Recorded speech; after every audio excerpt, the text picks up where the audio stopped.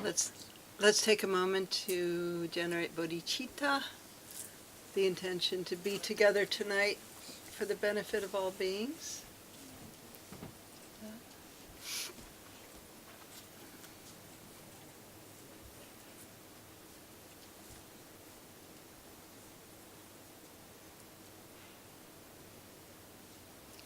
Thank you. I think the last time I was here was maybe 1984, when Women of Wisdom came out with Routledge and Keegan Paul. So my first publisher was actually English with that book. And yeah, I'm so glad this place is still here. Lots of bookstores have gone under. Sometimes when people say, what's your new book about? I'm like, okay, how do I say this quickly? You know, the elevator speech. I would say Me Too meets Buddhism. Because there's a significant part of the book. Can you all hear? Raise your hand if you can hear me. You can hear. Okay. So I talk about in the beginning of the book about the way that the destiny of women and the destiny of nature have been parallel historically, and how we have seen when women are abused and disregarded, so is nature, and vice versa. When it's honored and brought forth, both are. So they've sort of been this parallel throughout history. And then I talk in the beginning of the book about where we are now, today. And how we're in a situation of the disregard of nature and the disregard of women, at least in the United States. This is a pretty pronounced thing, which I'm sure you're all aware of. Unfortunately, we're in that situation. But it's not only in the United States, it's all over the world. And so what do we do with that situation of the disregard of women and the disregard of nature and the way that's playing out in our world today? So taking that situation, in the book I talk about going back to the original problem, which is the split from the ground of being. The ground of being is our true nature, and we have had the experience of splitting from that experience of the ground of being, and losing it, and the feeling of anxiety and loss that comes from that split. And so our process has been, how do we get back? How do we get home to the ground of being? How can we return to wholeness? And so really all paths, all spiritual paths are that process, that journey back home. Right? That's the problem, and that's the longing. And the question is how. And so generally the way we move is out to try to fix that split through passion or aggression or ignoring. And so all of those processes take us further away from home. The only way that we can come back into wholeness is to turn back, that outward moving flow of grasping, turn it back to recognize its own source. And so, how? How do we do that? Well, I present the mandala as a potential process for that return. The mandala is basically a circle with 4 quadrants and a center. And it is a healing, wholeness, as you could say, template that's found in many cultures. Not only the Tibetan tradition, but many cultures. But the Tibetan tradition really brought that forth into incredible complexity, but also profundity in the Tibetan tradition, and that's my tradition. And so I've taught the mandala for many years, and the 5 families, and the 5 Dakinis, but it all kind of comes together in this book. And the book was happening before Me Too, before the fall of Chogyam Rinpoche, before everything that's happened in Shambhala now, and so on. The book was already conceived of in 2014. But now, somehow, in this moment, we're in such a different moment in the world in terms of the feminine. These experiences and the voices that we've silenced or we've been silenced are coming out in a new way. And so as this happened, there's a sort of co-emergence, I think you could say, of the mandala work and Me Too and everything that's happening with women right now. As that co-emerged, what I realized is that one of the things that's needed for all of us, both men and women in every gender identification, is what are we drawing from inside to help us to support the change that we need to see? Where do we go to find that strength, to find that wisdom inside? And so the suggestion that I make in the book is we do it through meditation. And so what I talk about in the book is a process of in-powerment, I-N, empowerment, rather than empowerment, which is more external. In-powerment is an inner process of coming to wholeness and return to the ground of being through the mandala.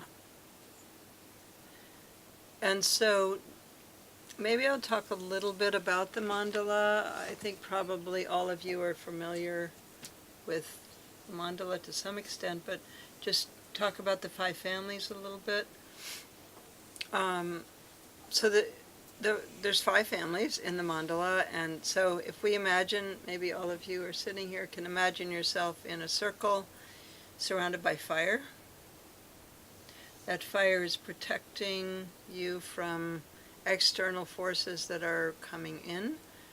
And within that, there's 5 seats, you could say, in the 5 directions. And so in the center is the Buddha family, and that family is the transformation of ignorance into the wisdom of spaciousness, or total space.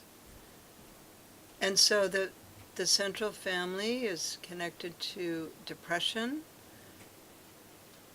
dissociation in its extreme form, and disconnection, procrastination. If I walk by those dishes, they'll probably do themselves. If I walk by that pile of bills, probably they'll pay themselves. Put the covers back over my head and go back to sleep. And so that transforms into the wisdom of total space. So space E becomes spacious. That's an easy way to remember the Buddha family in the center. And then in front of us, maybe we can all do this together as I'm speaking. You can kind of create your mandala. So in front of us is the Vajra family, and the color is blue, the element is water, and the obstructed pattern is anger, and the wisdom is mirror-like wisdom. The mind like a mirror, which means that it's reflecting with clarity, but it's not reacting. Normally we react, right, to everything. If we're like a mirror, when something beautiful passes in front of a mirror, the mirror doesn't change, right? If something ugly passes in front of it, the mirror doesn't change. The mirror's very clear and reflective and not altered by what passes in front of it. So anger actually has a lot of clarity as well, right? And clarity about what's wrong with the other person, mainly. So when we remove that self-reference point, then we have just clarity. So that's the wisdom. So each of these families has an encumbered pattern, I call it. It's usually called a poison, but I like to call it an encumbered pattern because really it's just a pattern. And in that pattern is the wisdom. It's not like you're getting rid of the anger, you're actually getting rid of the struggle of the ego to establish itself as anger. But that energy is just pure energy. So that's blue and it's in the east. So now let's go to our right side and feel the energy of south. This is the color of yellow, and it's the element of earth. And the obstructed pattern is pride. But I think pride is a little bit maybe inaccurate, because underneath pride is a feeling of not being good enough. I need to inflate myself, I need to tell you who I know or what I've done, because I fundamentally feel I'm not good enough, and there's not enough for me in the world. So it's poverty mentality, it's pride, and not being good enough. And the wisdom aspect is equanimity. Equanimity and unchanging stillness. So it's a natural sense of richness. That we don't have to fabricate our richness, it's just here. Natural. And even. It's not based on pulling in or pushing away. So this is a lot to do with material things. This is Ratna family, it's earth. So equanimity, that's on our right, it's yellow. And then behind us, we have red, fire, and the encumbered pattern is desire. And again, desire is one of those things, or grasping, attachment, one of those things that gets confusing. But if you understand Padma, this is Padma, the lotus family. Ratna, by the way, is the jewel family.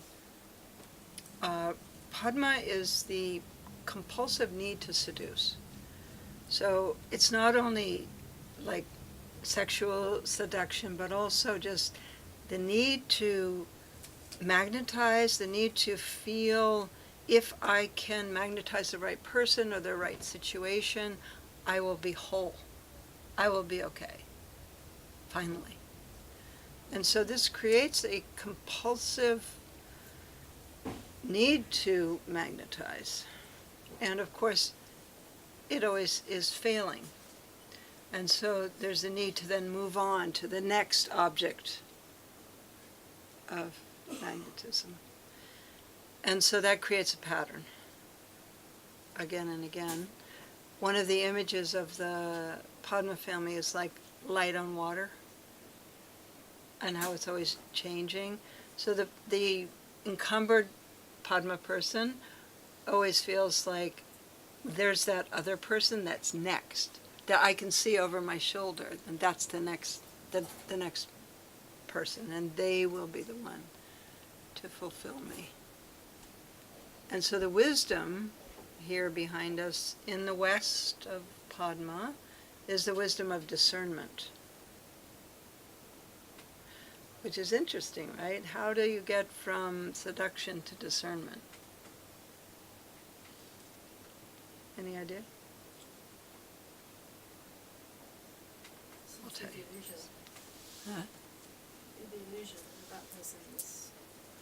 So then you discern what you need. Yeah. Yeah, so with seduction, you have to be discerning because you have to figure out what that person likes and how you can get to them, right? You have to really figure it out and then go there. And so that ability to be discerning in order to seduce becomes, when you release the egoic clinging, which is true of all the families, if you boil it down to one thing, you could say it's letting go of the struggle and letting us be in the real energy. So that's discernment. And then here to our left, we have the Karma family in the north. It's the wind. You feel the wind in the north. Green, the element is air. The obstructed pattern is jealousy or envy. And the wisdom is all-accomplishing wisdom. The wisdom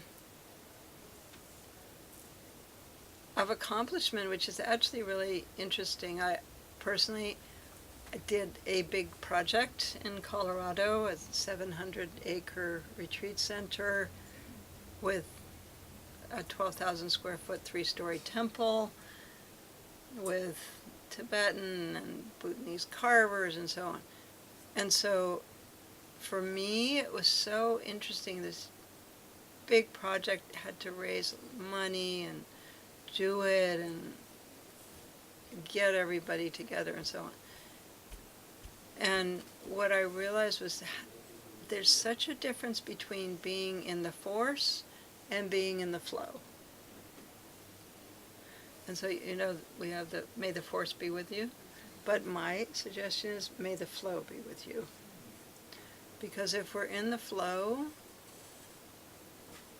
we're not in the force, we're not forcing it, we're in synchronicity, and it just begins to do itself. And it's accomplished, but without stress. And then there's the stress part. So I had the experience of kind of going back and forth between those experiences. And I really know the difference. You can feel it in your body when you're in the flow or you're in the force of doing something. So being in the flow, things just kind of happen. And you're open to them happening. But if you're in the force, you don't notice who's trying to help you because you're trying to make it happen. So if you're in the flow, it's coming towards you, and it just happens, and magic happens essentially.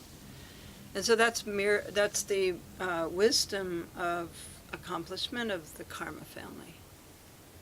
So those are the 5 families. And so the process of wisdom rising is really, how do we find ourselves in that mandala of the 5 families with the rainbow tent over us, the rainbow tent of protection, and the transformation of those 5 energies into the 5 wisdoms. So how that sounds great. I'd love to do it. How?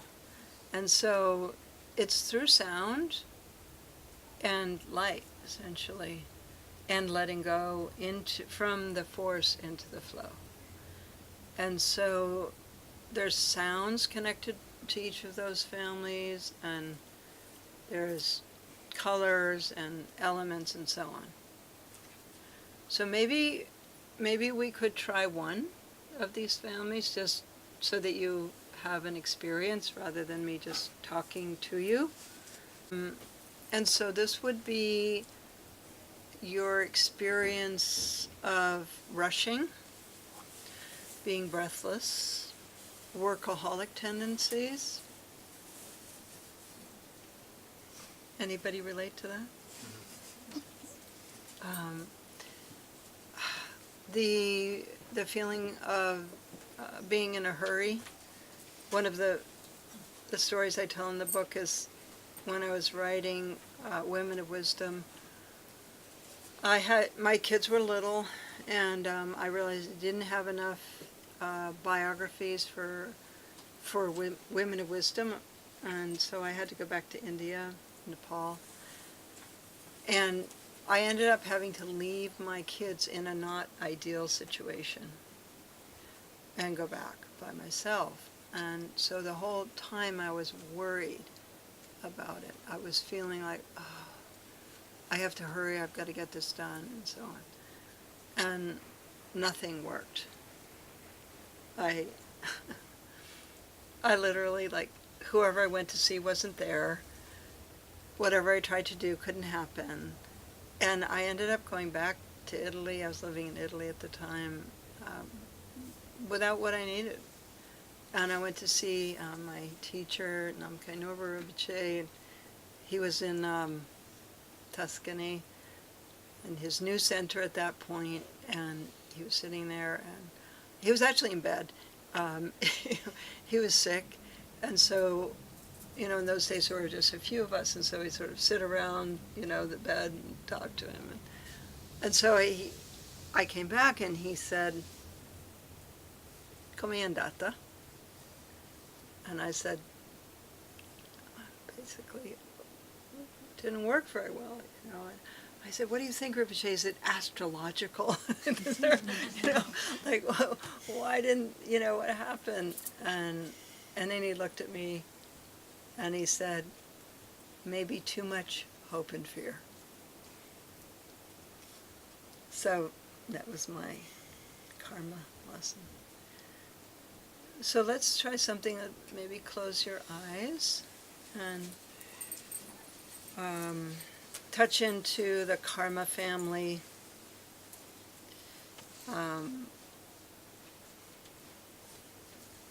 How you live the karma family. Is it feeling like you're rushing all the time? Are you feeling somebody's getting ahead of you, you're behind? This is envy, it's jealousy and competition. Somebody's getting ahead. So feel, how do you personally experience that?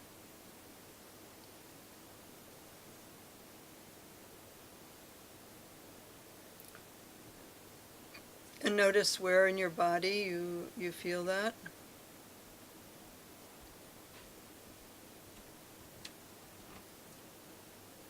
Bring yourself to that place in your body. Maybe it's a feeling of rushing or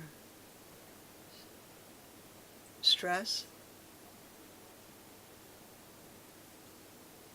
Or maybe you can recall a particular situation where you felt this.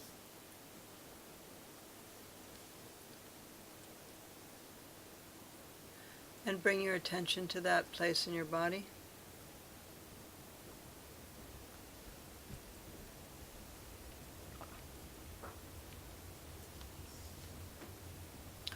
And now we'll use the seed syllable of the Dakini, this embodiment of female wisdom, connected to the karma family, and the sound is sa, S-A, and the color's green. And so in this case we're not going to visualize the Dakini with all of her accoutrements, but simply the sound and the color. So the sound is sa, and the color is green.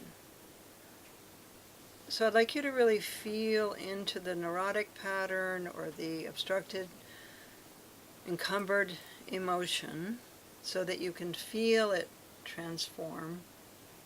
So first let's really touch in on what that feels like.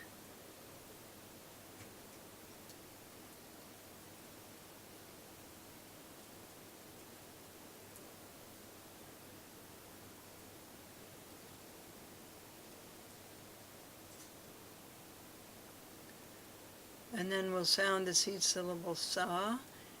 And as we do that, allow that sound to go inside our bodies. So normally when we sound a sound, we want it to project outwardly. Like project it out like sa. But now we want it to go in. So that's more like sa. So almost like our body becomes a drum or a resonant chamber. And as we sound the sa, we see green light going through our bodies and permeating our whole body and turning it brilliant emerald green.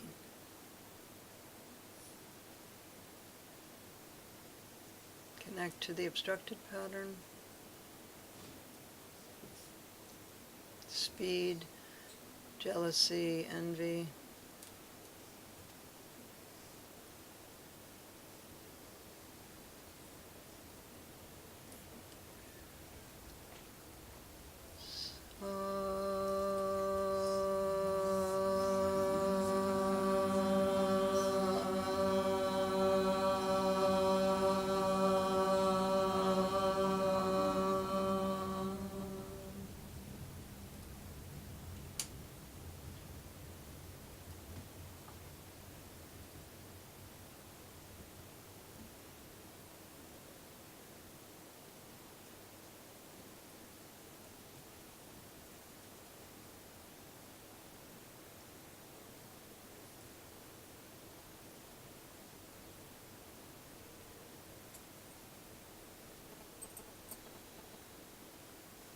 Thank you.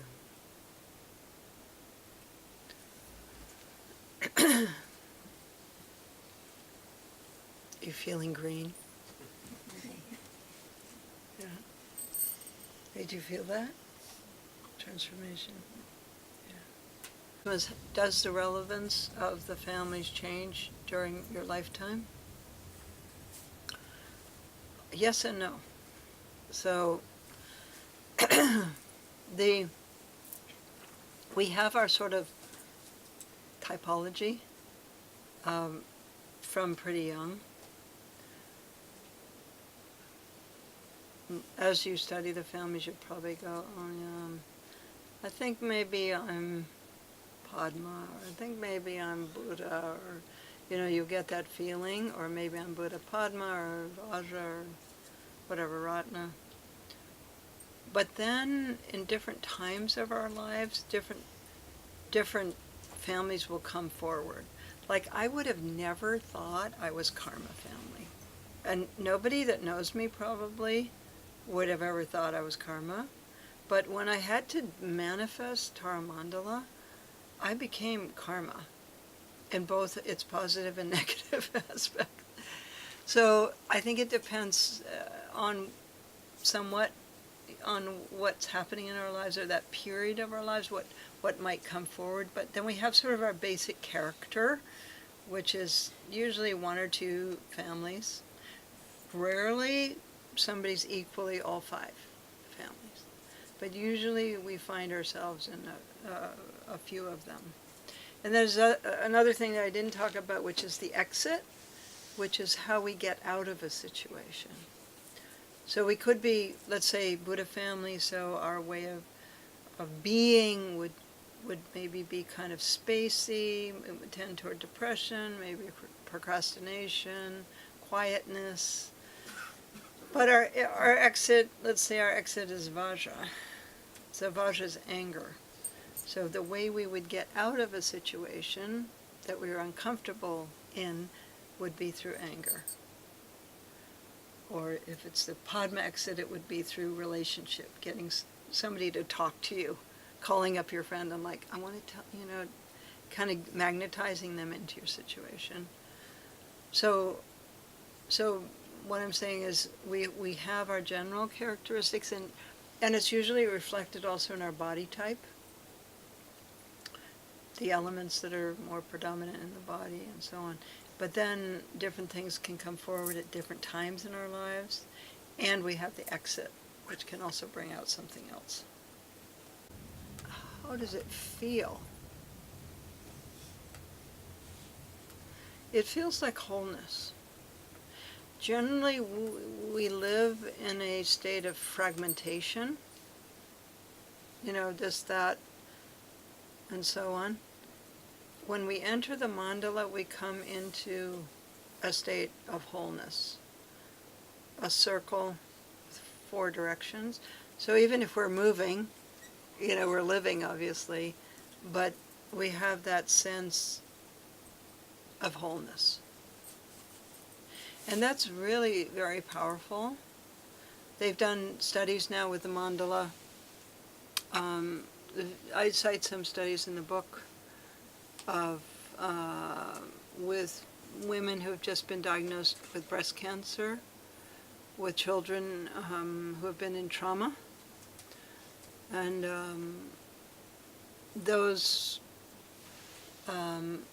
they've done this with the mandala, not this specific Tibetan mandala, but this template of wholeness that is the mandala, the center with the 4 directions and the 5 families. Of mandalas here.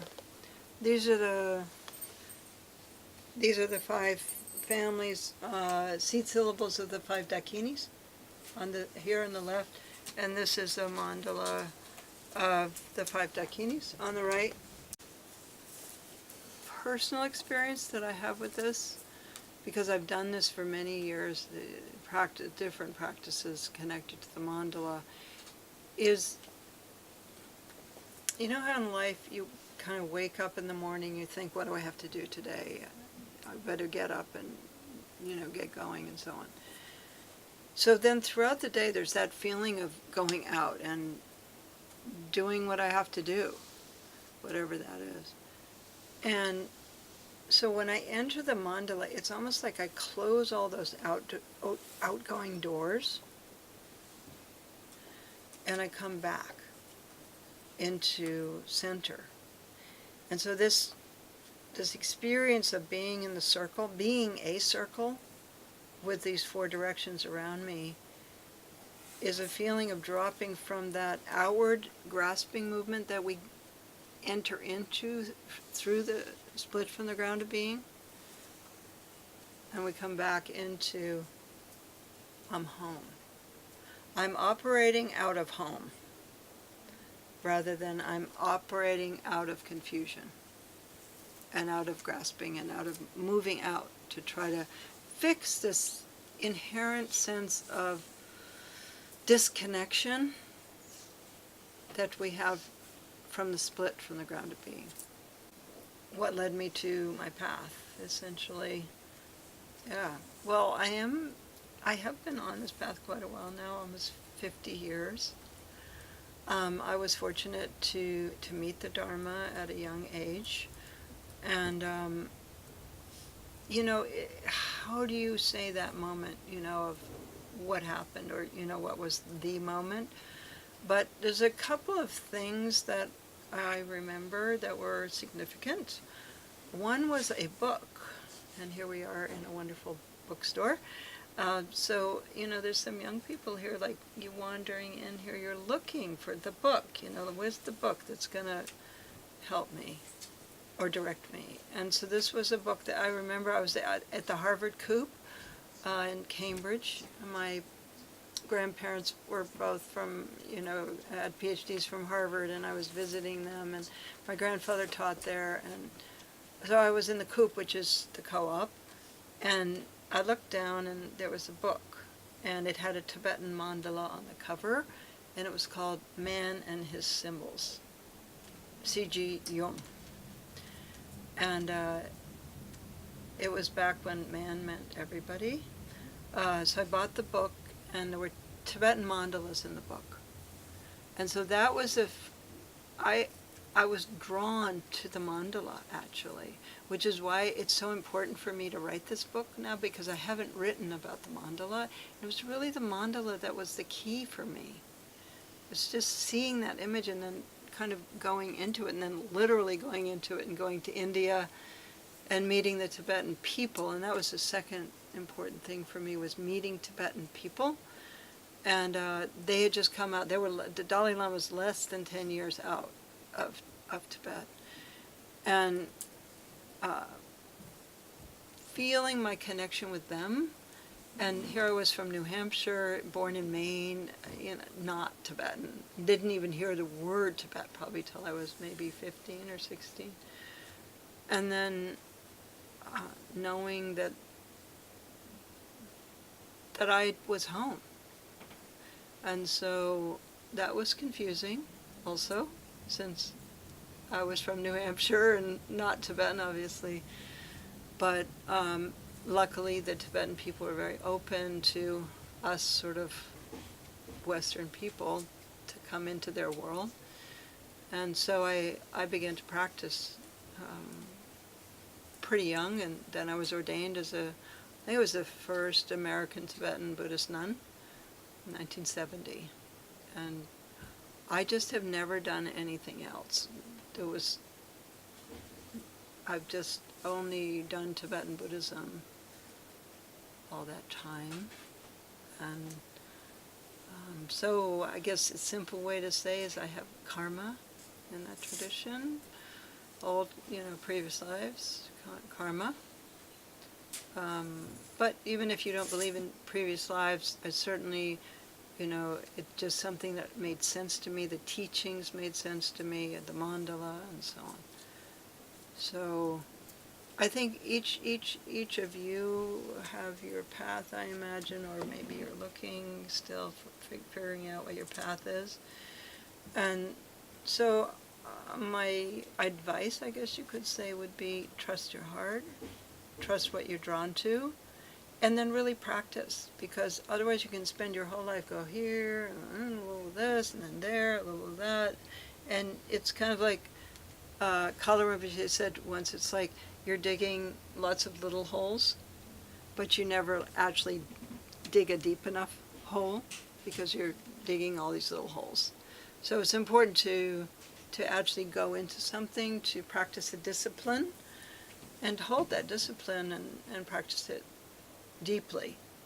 And all paths have substance and meaning and importance. So it depends on you and your karma and your predilections and so on, what's right for you. But the mandala is quite universal, and it's found in South America and in India and in Nepal and Tibet and Africa and all over the place. And so this particular interpretation that's in Wisdom Rising is Tibetan, but that template of wholeness is universal. So thank you, everybody. Nice to meet you.